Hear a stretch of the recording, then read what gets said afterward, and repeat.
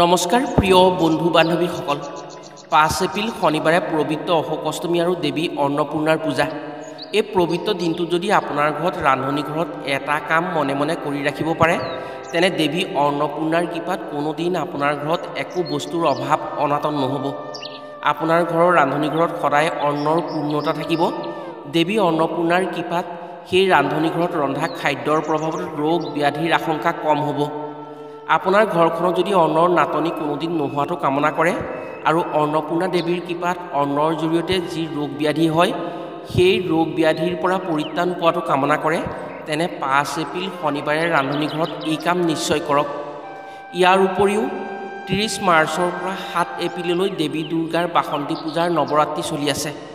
মাতা অন্নপূৰ্ণা পূজাৰ দিনাই যদি এই কাম নিজৰ ৰান্ধনি ঘৰত কৰি ৰাখিব পাৰে তেনে দেৱী দুৰ্গাৰ কৃপাত অপশক্তি আৰু শত্ৰুৰ হিংসাৰ পৰা আপুনি মাতা শক্তিৰ জৰিয়তে সুৰক্ষিত হৈ থাকিব পাৰিব। অন্যহাতে এই দিনাই পবিত্ৰ অশোক অষ্টমী। অশোক অষ্টমীৰ দিনা যদি আপুনি কেইটামান কাম কৰিব পাৰে তেনে মহাপুণ্য লাভ কৰাৰ লগতে সমস্ত পাপৰ পৰা মুক্ত হ'ব পাৰে।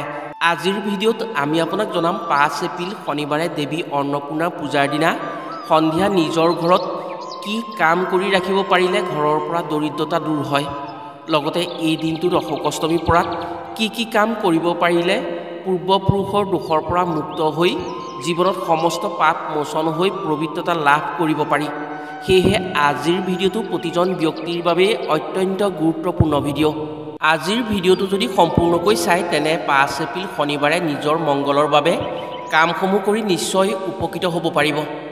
প্ৰিয় বন্ধু বান্ধৱীসকল, তেনে জানো আহক ৫ এপ্ৰিল শনিবাৰে দেৱী অন্নপূৰ্ণা পূজা আৰু অশোক অষ্টমী পৰাৰ বাবে এই দিনটোত মাতা অন্নপূৰ্ণাৰ বাবে ৰান্ধনি ঘৰত কি কাম কৰি ৰাখিব পাৰিলে মাতাৰ কৃপাত কোনোদিন অন্নৰ নাটনি নোহোৱাৰ লগতে অন্নৰ দ্বাৰা হোৱা ৰোগ ব্যাধিৰ পৰা সুৰক্ষিত হ'ব পাৰি। এই পবিত্ৰ অশোক অষ্টমীৰ দিনা কোনসমূহ কাম কৰিব পাৰিলে পূৰ্বপুৰুষৰ বিশেষ কৃপা লাভ কৰিব পাৰি আৰু মহাপুণ্য লাভ কৰি জীৱনত সমস্ত পাপৰ পৰা পৰিত্ৰাণ পাব পাৰি। কথাসমূহ কোৱাৰ আগতেই আপোনাক এটি সৰু অনুৰোধ জনাওঁ, ভিডিঅ'টো যদি ভাল পায় তেনে এটা লাইক কৰাৰ লগতে কমেণ্ট বক্সত জয় মা অন্নপূৰ্ণা বা জয় সীতামাতা পৱনপুত্ৰ হনুমান বুলি লিখিবলৈ কেতিয়াও নাপাহৰিব। লগতে আমাৰ চেনেললৈ যদি প্ৰথম আহিছে তেনে চেনেলটো ছাবস্ক্ৰাইব কৰাৰ লগতে অন্য 10জনে উপকৃত হোৱাকৈ ভিডিঅ'টো শ্বেয়াৰ কৰিবলৈ অনুৰোধ জনালোঁ। প্ৰথমে জানো আহক অশোক অষ্টমী কি, কিয় এই দিনটোক পবিত্ৰ দিন হিচাপে মনা হয়, অশোক অষ্টমীৰ দিনা কোনসমূহ কাম কৰিব পাৰিলে পূৰ্বপুৰুষৰ দোষ খণ্ডন হৈ অৰ্থাৎ মৃতকৰ সকলো দোষৰ পৰা মুক্ত হৈ জীৱনত সমস্ত পাপৰ পৰা পৰিত্ৰাণ পাব পাৰি। শাস্ত্ৰ অনুসৰি মাতা সীতা যেতিয়া ৰাৱণে হৰণ কৰি নিছিল লংকাত ৰাখিছিল তেতিয়া সীতা মাতাই ৰাৱণৰ ৰাজকাৰেঙত থকাটো অস্বীকাৰ কৰিছিল। তেতিয়া ৰাৱণে অশোক ভাটিকাত এজোপা অশোক গছৰ তলত মাতা সীতাক ৰখাৰ ব্যৱস্থা কৰিছিল। ৰামৰ দূত হনুমানে যেতিয়া সীতা মাতাক গোটেই লংকাত বিচাৰি নাপায় অশোক ভাটিকাত উপস্থিত হৈছিল তেতিয়া হনুমানে দেখিছিল মাতা সীতাই এজোপা অশোক গছৰ তলত বহি আছে। তেতিয়া হনুমানে নিজৰ শৰীৰৰ আকাৰ একেবাৰে সৰু কৰি এটা বান্দৰৰ ৰূপ ধৰি সেই অশোক গছত উঠি সীতাই কি কৰিছে তাকে চাই আছিল আৰু হনুমানে দেখিলে সীতা মাতাই ৰামপ্ৰভুৰ নাম স্মৰণ কৰি দুখ কৰি আছে।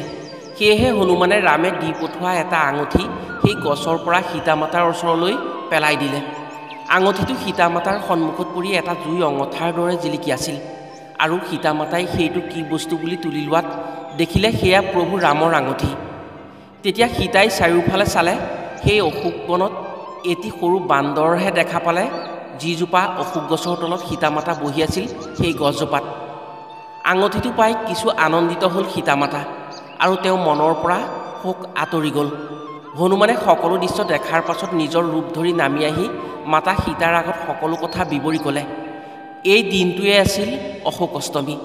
এই দিনটোতেই মাতা সীতা আৰু হনুমানৰ দেখা দেখি হৈছিল। মাতা সীতাৰ দুখ মনৰ পৰা দূৰ হৈছিল। সেয়েহে বহুলোকে এই দিনটোত নিজৰ জীৱনৰ দুখ শোক তাপ দূৰ কৰিবৰ বাবে অশোক ফুলেৰে সীতা মাতা আৰু হনুমানক পূজা কৰে। শাস্ত্ৰ অনুসৰি অশোক অষ্টমীৰ দিনা অশোক গছৰ গুৰিত যদি পূজা কৰে তেনে নিজৰ জীৱনৰ দুখ কষ্টবোৰ দূৰ হয় আৰু অশোক ফুলেৰে মাতা সীতা আৰু হনুমানক পূজা কৰিলে জীৱনৰ সকলো দুখ কষ্ট শোক তাপ সেই দুখ নাইকিয়া হয়। অন্য এক আখ্যান অনুসৰি যেতিয়া পৰশুৰামে মাতৃ হত্যা কৰিছিল, সেই পাপৰ বাবে তেওঁৰ হাতৰ পৰা মাতৃ হত্যা কৰা কুঠাৰখন সৰি পৰা নাছিল। তেতিয়া বহু তীৰ্থ ভ্ৰমণ কৰিছিল পৰশুৰামে, কিন্তু বহু তীৰ্থ ভ্ৰমণ কৰাৰ পাছতো তেওঁৰ হাতৰ পৰা যেতিয়া কুঠাৰ সৰি নপৰিছিল, তেতিয়া নিৰুপায় হৈ তেওঁ মহাদেৱৰ কাষ চাপিছিল। মহাদেৱে পৰশুৰামক পৰামৰ্শ দি ক'লে, হে ৰেণুকাৰ নন্দন, ব্ৰহ্মাৰ বীৰ্যৰ পৰা হিমালয়ৰ সমীপত এটি সৰোবৰ সৃষ্টি হৈছিল। তুমি সেই সৰোবৰলৈ যোৱা আৰু সেই সৰোবৰৰ অতি পবিত্ৰ সৰোবৰ, গোবধ, ব্ৰহ্মবধ, স্ত্ৰীবধ আদি মহাপাপৰ পৰা মুক্ত হ'ব পাৰে সেই সৰোবৰত স্নান কৰিলে। সেয়েহে তুমি গৈ সেই সৰোবৰত স্নান কৰা, তেতিয়া তোমাৰ পাপ মোচন হৈ তোমাৰ হাতৰ পৰা কুঠাৰ সৰি পৰিব। মহাদেৱৰ কথা শুনি পৰশুৰামে গৈ সেই সৰোবৰৰ কাষ চাপিলগৈ আৰু ব্ৰহ্মাক স্মৰণ কৰি সেই সৰোবৰত পৰশুৰামে স্নান কৰিলে। যেতিয়া পৰশুৰামে সেই সৰোবৰত স্নান কৰিলে, তেতিয়াই তেওঁৰ হাতৰ পৰা কুঠাৰখন সৰি পৰিল। তেতিয়া পৰশুৰামে ভাবিলে, এই পানী অতি পবিত্ৰ পানী, সেয়েহে এই সৰোবৰৰ পৰা পানী যদি মৰ্ত্যলৈ বোৱাই নিব পৰা যায়, তেনে বহু পাপী তাপী মুক্ত হ'ব পাৰিব। সেয়েহে পৰশুৰামে নিজৰ হাতৰ কুঠাৰে পাহাৰ খান্দি সেই পবিত্ৰ পানী বোৱাই আনিছিল। সেই পানী বোৱাই আনি থাকোঁতে পৰশুৰামে সেই পানীক ক'লে, হে ব্ৰহ্মানন্দন, এতিয়া সন্ধ্যাৰ সময় হৈছে, গতিকে মোৰ গুৰু শিৱক মই প্ৰাৰ্থনা কৰিবৰ সময় হ'ল। সেয়েহে এইখিনিতে তুমি কিছু সময় ৰোৱা, মই মোৰ প্ৰভু ভোলানাথক পূজা দি লওঁ। যেতিয়া পৰশুৰামে মহাদেৱৰ ধ্যানত বহিল, তেতিয়া সেই বোৱতী পানী ৰৈ নাথাকিল, তললৈ বৈ আহিল। এই কথাত ভগৱান পৰশুৰামৰ বহুত খং উঠিল আৰু তেওঁ সেই পানীক অভিশাপ দি ক'লে, হে পবিত্ৰ পানী, তোমাক যি পবিত্ৰ মনেৰে বোৱাই আনিছিলোঁ, তুমি মোক অপমান কৰি মোৰ কথা নুশুনিলা, বৈ আহিলা। সেয়েহে তোমাৰ এই পবিত্ৰতা আজিৰ পৰা নাইকিয়া হ'ব। তেতিয়া পানীৰূপী ব্ৰহ্মাৰ পুত্ৰই পৰশুৰামক চৰণত ধৰি নিজৰ ভুল স্বীকাৰ কৰি পুনৰ পবিত্ৰতা বিচাৰিলে। তেতিয়া পৰশুৰামে ক'লে, তুমি এদিনৰ বাবে পবিত্ৰতা পাবা। চ'ত মাহৰ শুক্লা অষ্টমীৰ দিনা তোমাৰ পূৰ্ণ পবিত্ৰতা থাকিব। সেইদিনা তোমাৰ বুকুত যি স্নান কৰিব, তাৰ সম্পূৰ্ণ পাপ মোচন হৈ পবিত্ৰতা পাব।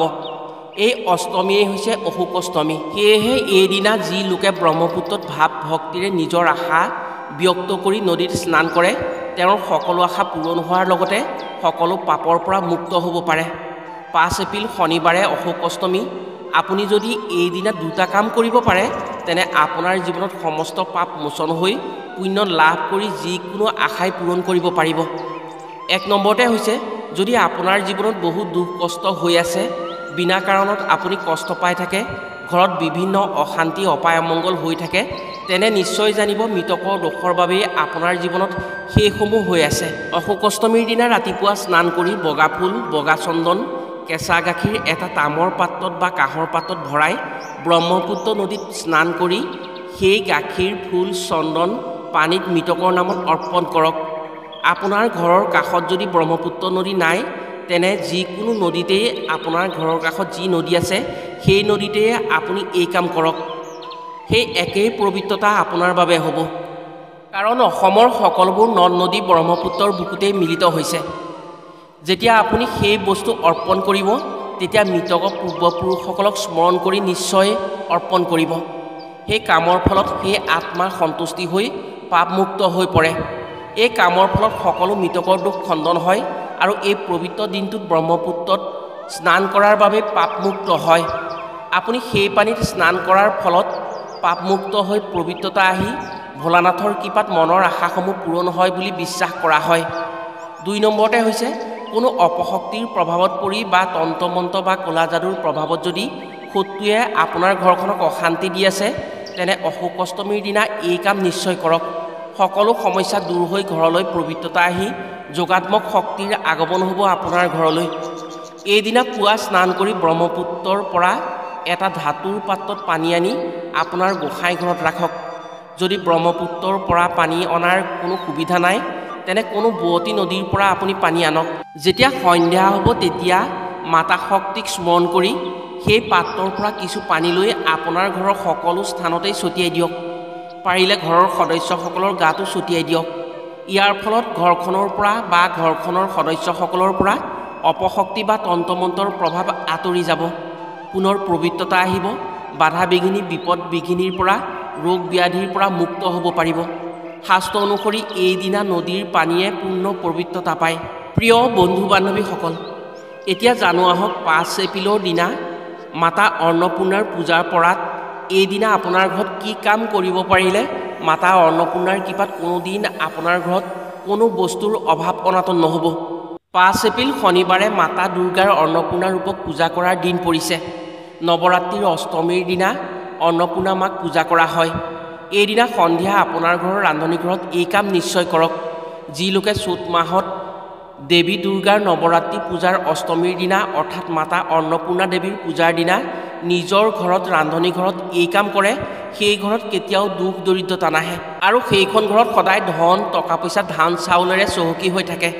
মাতা অন্নপূৰ্ণাৰ কৃপাত সেইখন ঘৰে ৰোগ ব্যাধিৰ পৰাও মুক্ত হ'ব পাৰে।